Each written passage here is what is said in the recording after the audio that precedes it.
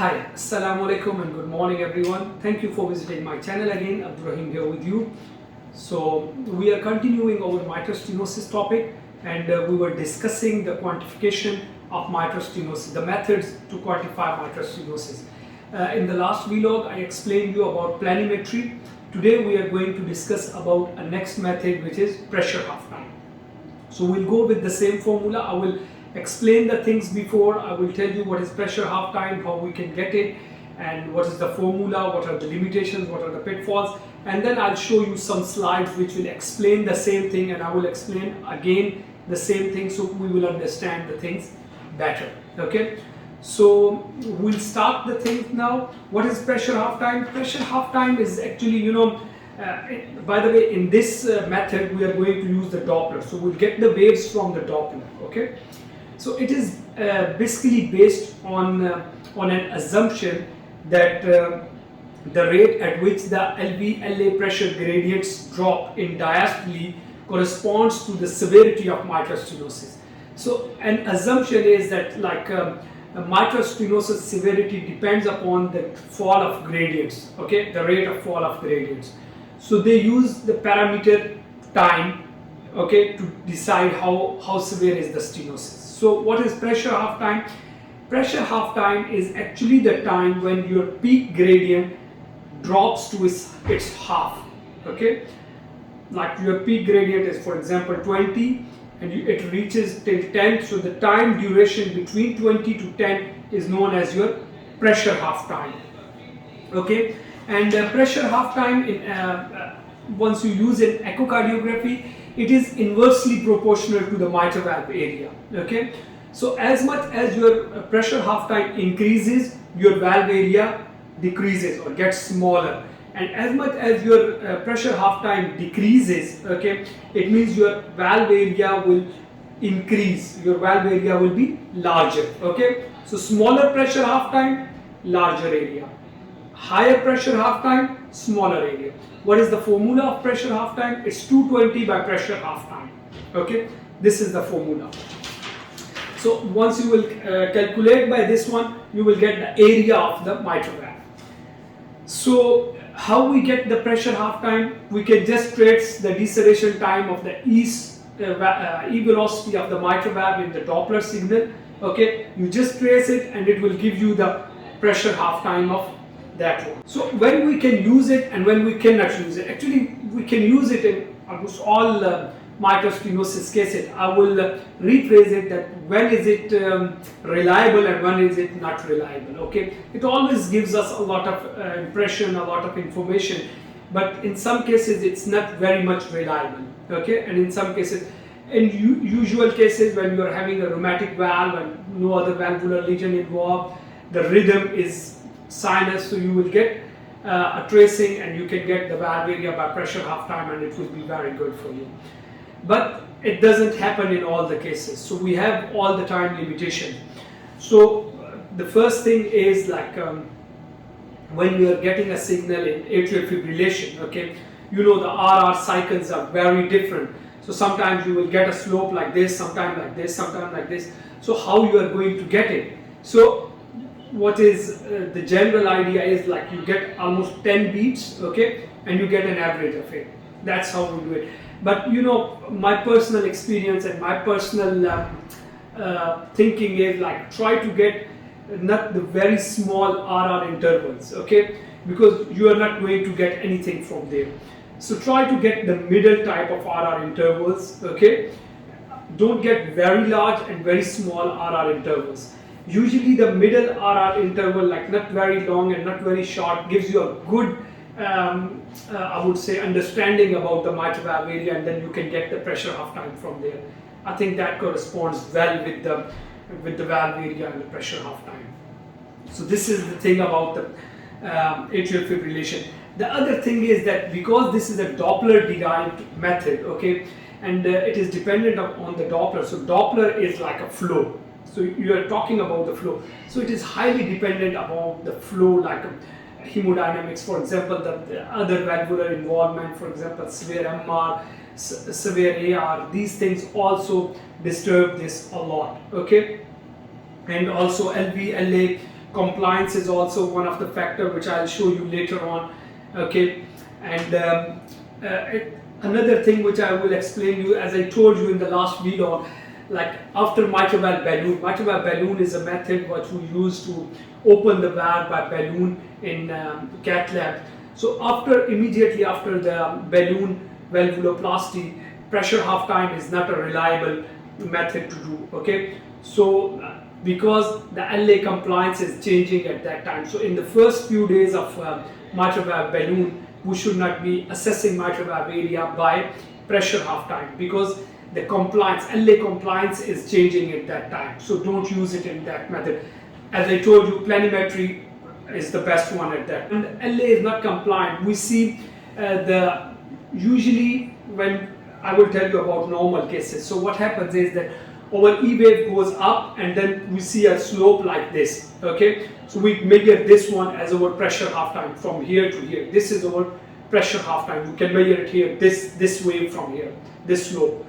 So what happens in some cases when LA is not compliant, we see an early decline of the E velocity, and then the later part of the E velocity will be broader. Okay, so what will happen, you will see like this wave goes up. Okay, then you will see a very steep type of decline. Okay, you will see this, and after this you will see this thing. Okay, this and this. Then it's very technical how you are going to measure it. Like you should be measuring this steep one or this one. Always measure the second half of it. Okay, try to align it and measure the second half. I'll show you the example as well. Okay, in this one.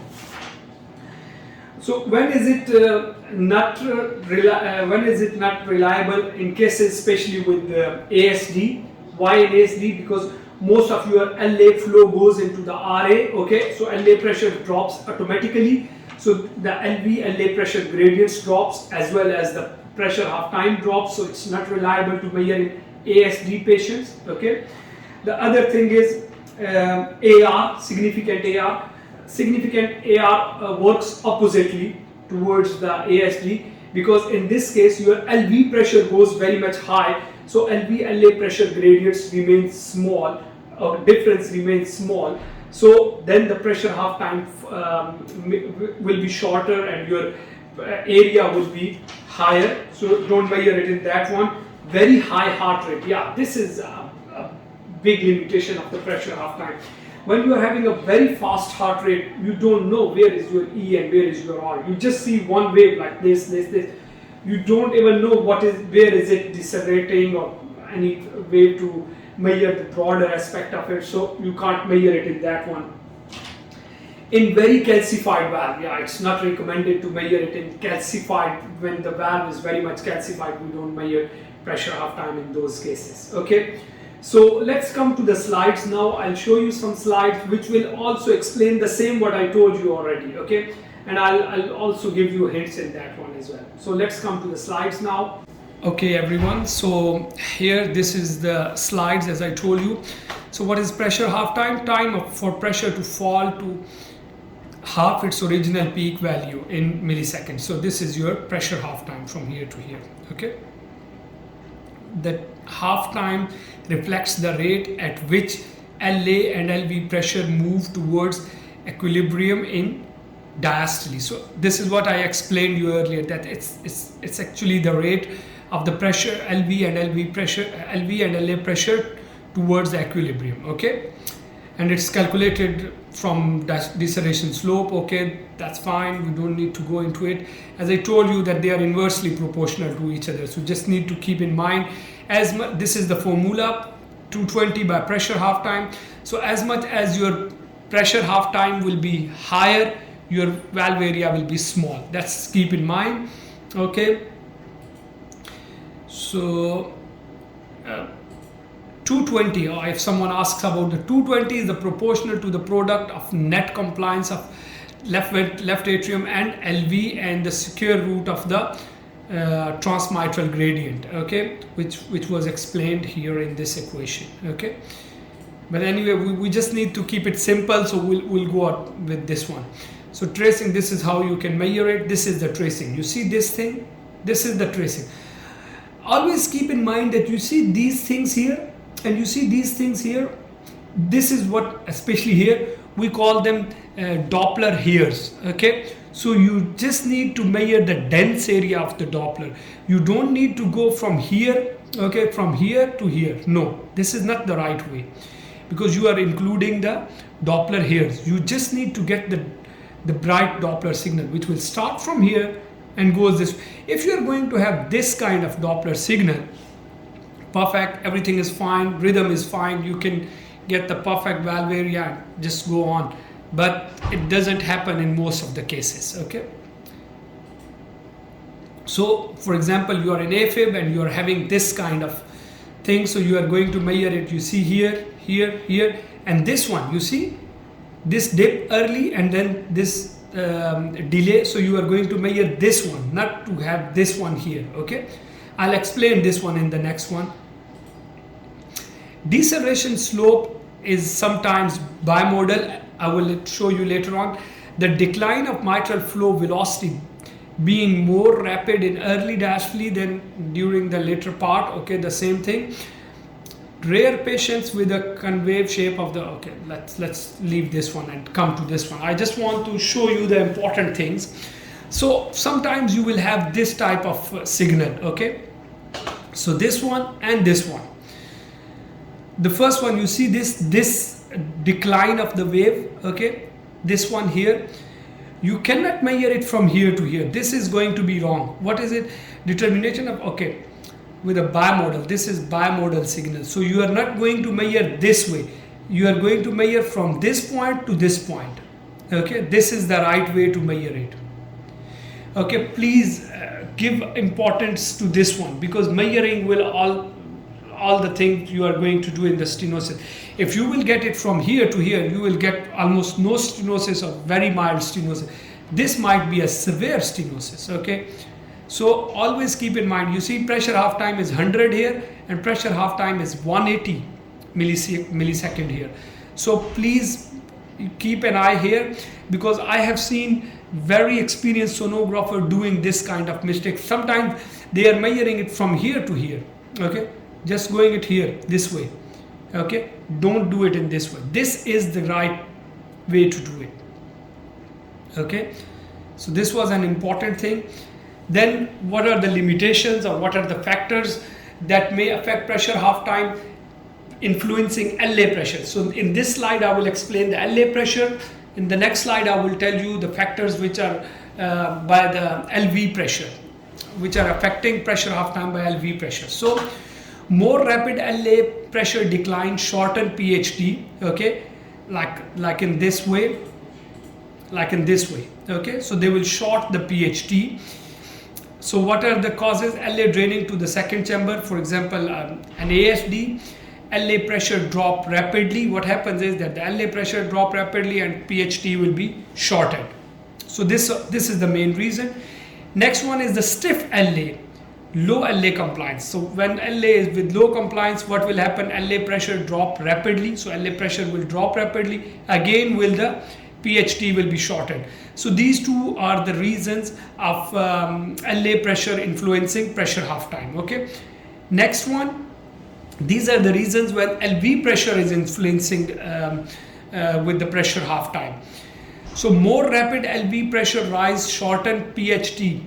So the same thing is that the LV before the LA pressure was making issue. Now the LV pressure. So LV diastolic pressure is very high.